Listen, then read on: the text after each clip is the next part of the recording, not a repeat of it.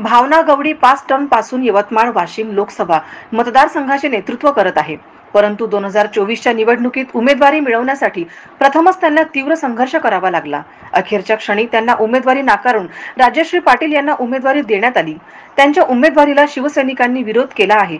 यवतमाळ येथील दत्त चौकात निदर्शने करून संताप व्यक्त करण्यात आला। खासदार भावना गवडी यांना तिकीट नाकारल्याने शिंदे गटात उभी फूट पडल्याचे यवतमाळात चित्र आहे।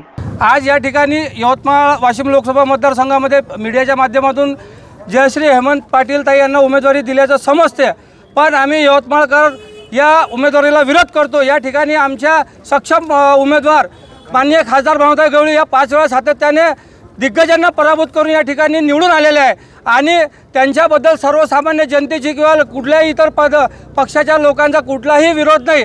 या मोजक्या काही लोकांनी सर्वेचं कट कारस्थान करून या ठिकाणी त्यांची उमेदवारी नाकारण्याचं हे षडयंत्र आखलेलं आहे। या ठिकाणी यवतमाळ जिल्ह्याचा रेल्वेचा प्रश्न असेल तर हॉस्पिटलचा प्रश्न असेल तर असे अनेक प्रश्न या ठिकाणी खासदार भावनाताई गवळी यांनी सोडवलेले आहे।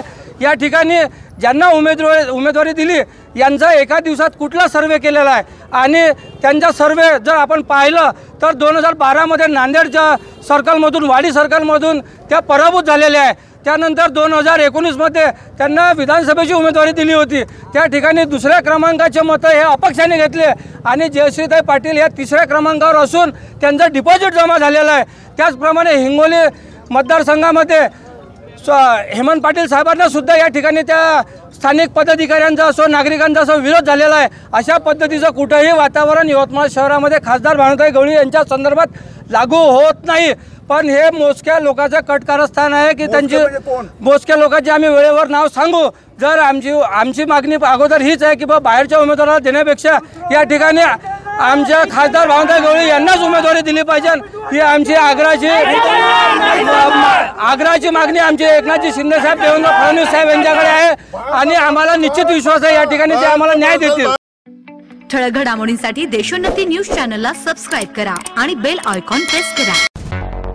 मुंबई, पुणे, नागपूर, मराठवाडा असो का विदर्भ, राजकीय, सामाजिक, शैक्षणिक क्षेत्र असो का क्रीडा, सर्वच घडामोडीचे विश्लेषण पाहायला विसरू नका।